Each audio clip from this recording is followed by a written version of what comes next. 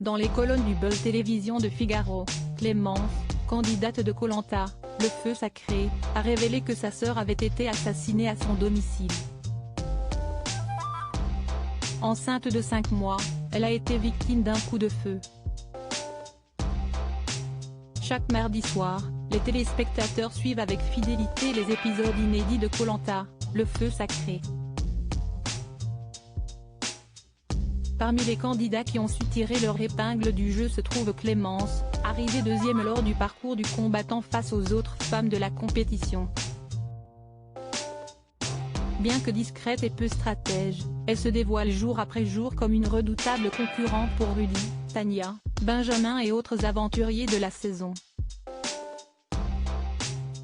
Plus que jamais, elle espère aller au bout de l'aventure et venir allonger la liste des femmes à avoir remporté le jeu présenté par Denis Brognard. Une manière pour elle de prendre une revanche sur la vie, elle qui a eu un passé très compliqué. Comme elle le révèle dans une interview parue ce mercredi 22 mars dans les colonnes du Buzz Télévision du Figaro, Clémence a vécu une tragédie il y a plus de 10 ans. En août 2012, sa grande sœur Pauline a été assassinée à son domicile situé dans la commune de Ponce, près de Saintes. Selon le journal Sud-Ouest, qui avait couvert l'affaire, la jeune femme de 27 ans, qui était maman d'une petite fille de 7 ans et enceinte de 5 mois au moment des faits, avait été abattue en pleine nuit avec un fusil de chasse.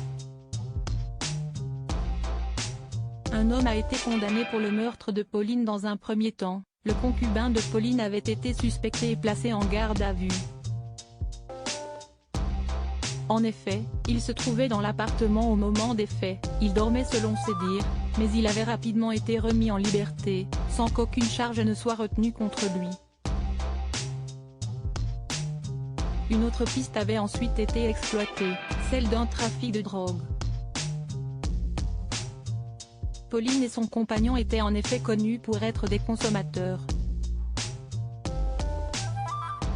Mais après plusieurs années, l'enquête avait finalement mené à un homme, Bastien Joussaume, lequel a été condamné à 20 ans de réclusion criminelle en septembre 2017.